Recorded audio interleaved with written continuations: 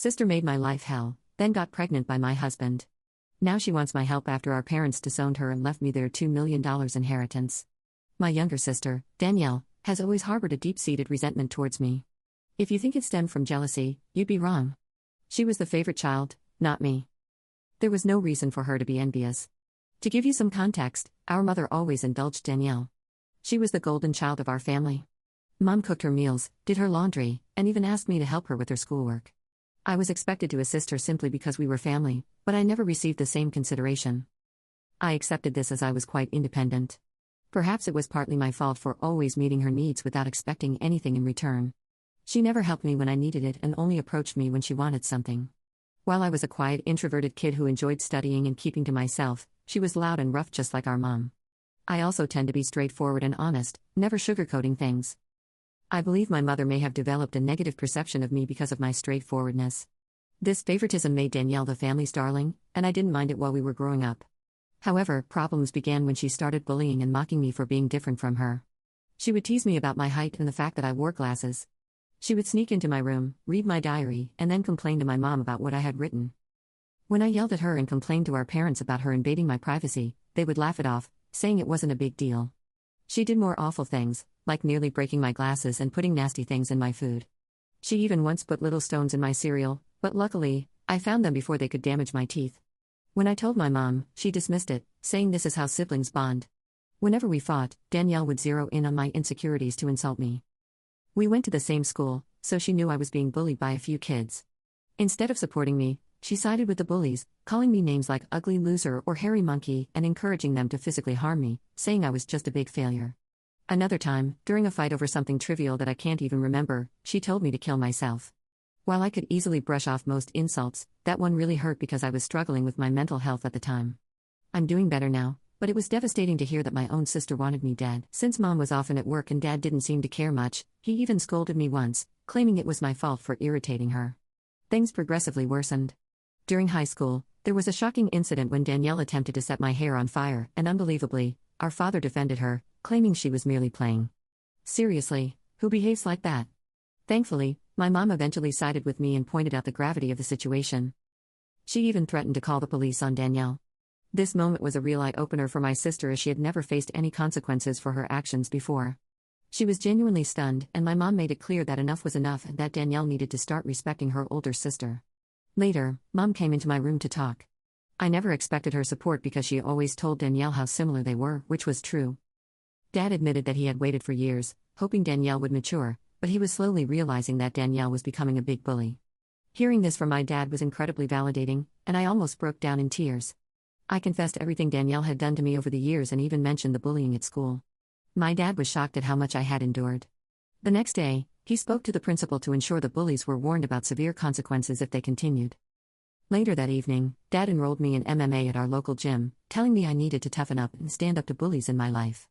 I admit that a nerdy kid like me trying to learn to fight might have seemed laughable, but I was very focused. I managed my time well to balance my studies and daily workouts, and the MMA classes completely changed my life and physique. One day, Danielle was up to her antics again. She stole my pocket money, which we received for helping with chores. I had been saving it for a while. Danielle sneaked into my room and took it. I caught her just as she was about to cycle off with her friends. I demanded she return my money, but Danielle mocked me, saying all I could do was run to Daddy for help. I don't know what came over me, but I punched her in the face. She was stunned, fell backward, and I retrieved my money from her pocket before throwing her back down. Danielle started crying loudly, which was quite comical. However, my mother rushed out to help her and find out what happened. When she learned I had fought her, she was surprised and reprimanded me, saying I should be a better role model for Danielle, who seemed to enjoy seeing me scolded. My mother also complained to my dad about my behavior, saying I needed to be controlled. My dad grimly asked both of us to explain ourselves. I told him how Danielle had stolen the money I had worked hard for and saved. While Danielle tried to justify it by saying she needed the money for a date, and that as her sister, I should help her. However, Dad told Danielle she was lucky I only punched her for stealing because anyone else would have called the police. He continued to tell Danielle that she had no right to take others' things without their consent. Danielle didn't like that and threw a tantrum, likely hoping our mother would side with her, but Dad remained firm. When Danielle realized she wasn't going to be punished for being hit, she screamed how much she hated me and ran back to her room, locking herself in. Following that incident, Danielle began to distance herself from me. She had finally understood that she couldn't bully me anymore, and that even Dad had stopped supporting her antics. For the first time in a long while, I felt like we were equals. Though she could no longer physically harm me, she resorted to verbal insults when our parents weren't around. Her behavior worsened with age, becoming angrier and more short-tempered each year. When I approached her with a question, she would ignore me and walk away, muttering insults like nerd or loser under her breath. If she needed to communicate something, she would relay it through our mother instead of speaking to me directly. When I questioned my mother about why Danielle couldn't just talk to me, she would urge me to be more understanding. I couldn't tell if it was just puberty or genuine hatred. Over time, dealing with her comments became unbearable, and I longed to move out and get away from her. I repeatedly asked my mother to mediate a sit-down conversation for us to resolve our issues, but she always refused, saying she didn't want to get involved. When I asked her opinion on why Danielle treated me this way, she would brush off the question. Eventually, I left for my dream university, having earned a scholarship as a top student. My dad threw a party for me, and even my mom seemed proud. However, Danielle remained aloof and distant, barely acknowledging my achievements.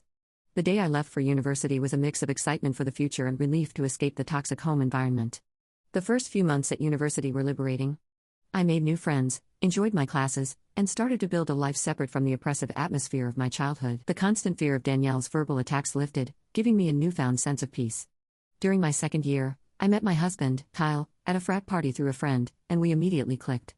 Coming from a religious background, having kids outside of marriage was frowned upon. However, when we discovered I was pregnant in our final year, we decided to marry right after graduation. Our wedding was a small but joyful ceremony. Our parents were happy for us, and we enjoyed the celebration. At that moment, I believed Kyle was the love of my life. I had always envisioned a monogamous relationship, one man to come home to and share my life with. Despite other men showing interest over the years, I never pursued anything because I was genuinely content in my marriage. Kyle was my dream guy, and I never wanted to hurt him. However, I later uncovered 2 incidents of infidelity in our marriage. One was an intermittent affair with his married co-worker that spanned several years, and the other was a brief fling with an ex-girlfriend during a visit to his family. Some might think I was naive. And looking back, I can't completely disagree. Each time we separated for a while, I chose to forgive my husband. I didn't want to raise our child in a broken home and believed we could overcome these obstacles. The affair with his co-worker happened when we were young, and I attributed it to youthful mistakes and poor judgment. For a period, things seemed to get better. Although I could never fully trust him again, I did my best to set aside my doubts, knowing that if I chose to forgive, I had to genuinely work toward a fresh start. It's been 4 years since his second betrayal, and I felt confident in my decision to give him another chance. Kyle seemed to have changed, and we were genuinely happy, planning our family's future. However, 3 months ago, my world was shattered once more when he revealed that he had been having a long-term affair and suggested that our daughter might not be mine. His words struck me like a ton of bricks. A mix of shock, betrayal, and disbelief overwhelmed me. I struggled to comprehend the enormity of his confession. In a daze, I managed to ask why he had kept such a significant secret and how he could have done something so devastating. His reaction was cold and indifferent, as if he were detached from the pain he caused. His vague responses left me with more questions than answers. It was a surreal and painful moment, confronting the shattered trust and uncertainty about my own family. I continued to press Kyle for the truth because I felt I deserved to know the father of the child I had been raising since birth. Ultimately, he admitted it was Danielle. My eyes widened in shock as I asked Kyle what he meant. He explained that he and Danielle had become friends when I introduced him to my family, and he stayed with us from Thanksgiving until New Year's. Danielle, usually cold to me, was warm and polite towards him, which made me glad because I didn't want Kyle to feel unwelcome. Kyle wanted to be accepted into my family, so he spent significant time with my dad whenever possible. He noticed the rift between Danielle and me and questioned me about it. I opened up about our strained relationship and explained that we might never repair it due to her unresolved feelings. Kyle understood, but started including Danielle in our outings, hoping it would help us bond. Whenever we planned to watch a movie, he invited Danielle, and we watched whatever she chose. During this time, Danielle and I exchanged a few words, which was an improvement compared to her usual silent treatment. I remember Kyle and Danielle hanging out and playing video games together, but I never thought much of it. Kyle told me that one day, Danielle opened up to him about her struggles in a recent breakup. Feeling vulnerable, she struck up a friendship with him. He mentioned that she would harmlessly flirt with him when I wasn't around, and eventually, things escalated beyond his control. The vision of my husband and sister sleeping together made me feel sick. Kyle confessed that he felt guilty afterward and left her, which matched his abrupt decision to go home instead of spending New Year's with me. Although I tried to convince him to stay, he was adamant about leaving. When we met back at college after the holidays, he was his usual cheerful self, so I didn't question anything. 2 weeks later, we found out I was pregnant. Kyle admitted he didn't know if the child was mine or Danielle's. And with no way to prove it, he chose to stay with me knowing I was the more dependable sister. This was why we got married. My world felt like it was crashing down. The daughter I loved might not even be mine. I asked Kyle if he had been sleeping with Danielle recently, and he slowly nodded. He revealed that they had always stayed in touch because their chemistry was undeniable. They would sneak off to hotels, lying to me about working overtime. He admitted that half of his business trips were actually romantic getaways with her. I asked why he married me if he wanted my sister, and Kyle said he didn't want to be the one to break off the marriage. He saw me as a wonderful mother to our daughter and decided to stay. In his words, he made a mistake and didn't know when to stop. I told Kyle I was glad he told me the truth, but that I was going to pack up and leave. He started crying, asking for forgiveness, and expected me to yell at him. Instead, I calmly packed my clothes. Kyle insisted that if I loved him, I should fight for him and that mistakes happen in every marriage. When he realized I wasn't going to do anything, he changed tactics, saying our daughter would be affected by a divorce and that children shouldn't be raised in broken homes. I reminded him that I might not even be the mother, which made him cry more and accuse me of being cruel. It seemed like he believed nothing could make me want to leave the marriage. Perhaps it was partly my fault for letting things slide in the past. While I did love him, it felt more like it stemmed from thinking we had a daughter together and had been together since college. Kyle kept insisting it wasn't too late to fix things, but I struggled to believe him and had no patience left. Trust was a major issue, and his words felt hollow. Even if I forgave him, I could never forget he slept with my sister. I've always believed in forgiving mistakes because we're all flawed, but this was beyond acceptable limits. I left him crying on the doorstep and checked into a hotel. The next day, I went straight to my parents and revealed everything about my husband's affair with Danielle, explaining how they had been secretly sleeping together for years. The shock on their faces was undeniable. True to his nature, my father initially tried to defend Danielle, insisting that his girl could never do such a thing to her own sister. Determined to expose the truth, I asked my parents to remain silent and let me call Danielle in front of them. I instructed them to stay quiet so I could catch Danielle off guard, making her believe it was a private conversation. When Danielle answered the phone, I confronted her about the affair. At first, she vehemently denied it, refusing to accept any responsibility. However, when I told her that Kyle had admitted to everything, she started blaming him, calling him characterless. She claimed it wasn't her fault if men were attracted to her and that she was the better-looking sister. I told her firmly that I would expose her to everyone. When Danielle mocked me, saying no one would believe me because she was the golden child, I scoffed at her arrogance and thanked her for confirming the truth, knowing our parents had heard everything. Danielle went quiet and then spluttered, trying to explain herself and salvage her image. My father, still in shock, demanded an explanation from Danielle. She stuttered through a feeble attempt to justify her actions, blaming everyone else but herself and desperately trying to shift the blame onto Kyle. I could see my father, who had once been protective of his favorite daughter, now felt a mix of disappointment and anger. In that charged moment, I felt a strange sense of vindication. For years, I had endured Danielle's torment. Now the truth was out, and the roles were reversed. It was Danielle who stood exposed. Her actions laid bare for everyone to see. As Danielle's words faltered, my mother, usually reserved in her expressions, couldn't contain her disappointment. She asked me to pass her the phone and began to speak to Danielle. "Danielle," my mother began, her voice laden with disappointment, "what you've done isn't just a betrayal of your sister, but a betrayal of this family. You slept with your sister's husband and continued the affair even after they were married. Your actions have severe consequences and have irreversibly shattered the trust we had in you.